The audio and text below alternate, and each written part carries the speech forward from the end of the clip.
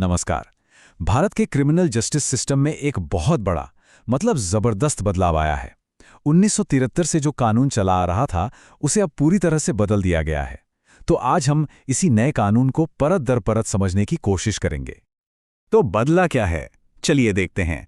एक तरफ है हमारा पुराना कानून कोड ऑफ क्रिमिनल प्रोसीजर 1973, जिसे हम सब CRPC के नाम से जानते हैं, राइट। और इसकी जगह ले ली है भारतीय नागरिक सुरक्षा संहिता 2023 यानी BNSS ने।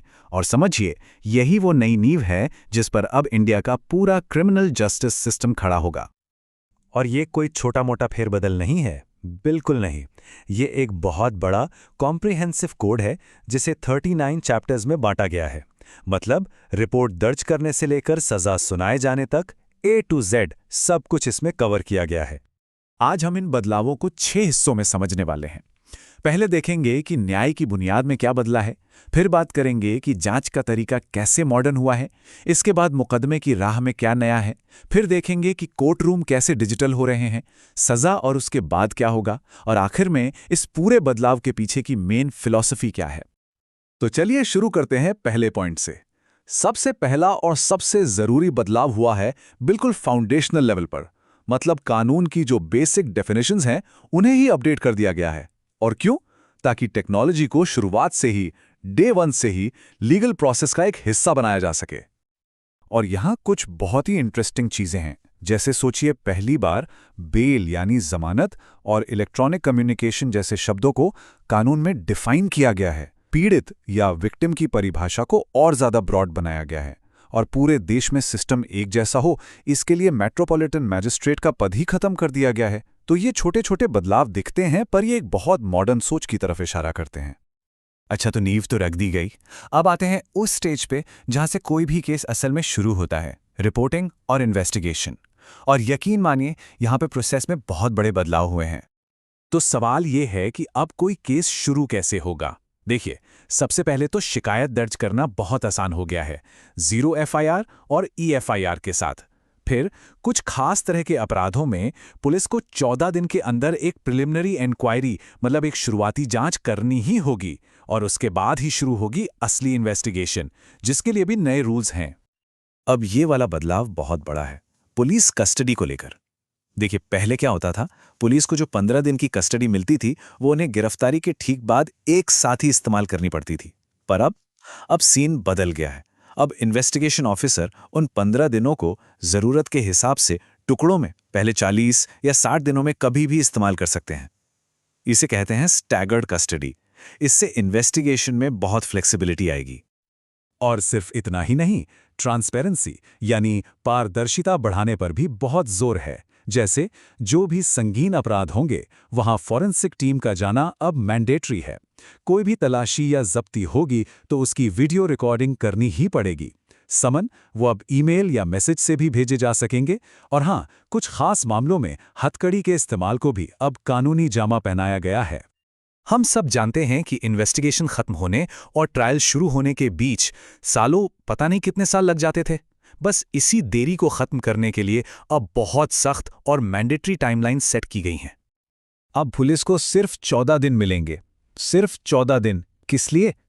केस से जुड़े सारे डॉक्यूमेंट्स आरोपी और पीड़ित दोनों को देने के लिए। यह बहुत बड़ा कदम है ताकि डिफेंस को तैयारी का पूरा वक्त मिले। और एक और डेडलाइन, केस को सेशंस कोर्ट में भेजने की जो पूरी प्रक्रिया है उसे अब 90 दिनों के अंदर अंदर खत्म करना ही होगा। मकसद साफ है, मामलों को फटाफट ट्रायल पर लाना।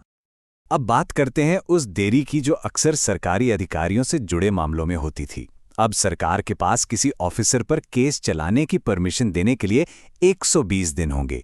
और अगर 120 दिन में कोई जवाब नहीं आया तो यह मान लिया जाएगा कि परमिशन मिल गई है। इसे ही कहते हैं डीम्ड सैंक्शन। ये एक गेम चेंजर हो सकता है। तो ठीक है, केस अब ट्रायल तक पहुंच गया। अब चलिए कोर्ट रूम के अंदर चलते हैं, क्योंकि वहां भी अब सब कुछ बदलने वाला है।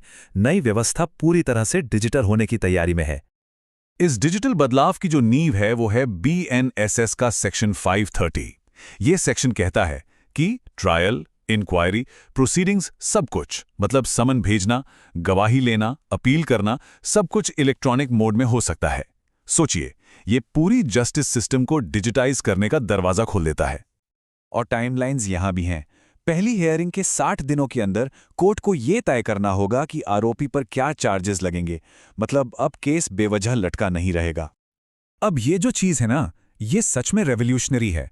ट्रायल इन एब्सेंशिया का कॉन्सेप्ट। मतलब अगर कोई आरोपी भाग जाता है, भगोड़ा घोषित हो जाता है, तो अब उसकी वजह से केस रुकेगा नहीं। उसकी गैर मौजूदगी में भी ट्रायल चलेगा और फैसला भी आएगा। इससे वो मामले जो सालों साल लटके रहते थे, वो अब आगे बढ़ पाएंगे। चलिए, अब ट्रायल के आखिरी पड़ाव पर आते हैं, जजमेंट और सजा। और यहां पर भी पीड़ितों और गवाहों की सुरक्षा के लिए बहुत कुछ नया किया गया है। एक और डेडलाइन, इस बार जजों के लिए। ट्रायल खत्म होने के बाद जज को 45 दिनों के अंदर अंदर फैसला सुनाना ही होगा। इसका मकसद बिल्कुल साफ है, बैकलॉग कम करना। और पीड़ितों और गवाहों के अधिकारों को भी बहुत मजबूती दी गई है। जैसे अब हर राज्य को एक विटनेस प्रोटेक्शन स्कीम बनानी होगी। सरकार अगर कोई केस वापस लेना चाहे तो पहले पीड़ित को सुनना पड़ेगा। विक्टिम कॉम्पेंसेशन स्कीम अब मैंडेटरी है और जो फर्स्ट टाइम ऑफेंडर्स हैं उनके लिए भी 1/3 सजा काटने के बाद रिहाई का रास्ता खोला गया है। तो इन सब बदलावों को देखकर एक सवाल उठता है, इन सब के पीछे की बड़ी सोच क्या है? इस पूरे रिफॉर्म की फिलॉसफी क्या है? इसे हम मोटे तौर पर 3 स्तंभों में समझ सकते हैं। पहला और सबसे बड़ा पिलर है टेक्नोलॉजी। EFIR से लेकर इलेक्ट्रॉनिक ट्रायल तक पूरी कोशिश है कि पूरे प्रोसेस को डिजिटल बना दिया जाए। इससे स्पीड भी बढ़ेगी और ट्रांसपेरेंसी भी। दूसरा पिलर है टाइमलाइंस। जैसा हमने देखा, इन्वेस्टिगेशन से लेकर जजमेंट तक हर स्टेज पर एक डेडलाइन है। और जब ये दोनों स्तंभ, टेक्नोलॉजी और टाइमलाइंस, एक साथ काम करेंगे तो उम्मीद यही है कि न्याय मिलने में जो सालों की देरी होती थी वो खत्म होगी और सिस्टम में एक जवाबदेही आएगी। तो आखिर में सवाल यही बचता है, क्या ये नई प्रक्रियाएं, ये टेक्नोलॉजी, ये डेडलाइंस, क्या ये सब मिलकर भारत में न्याय मिलने के तरीके को सच में बदल पाएंगी?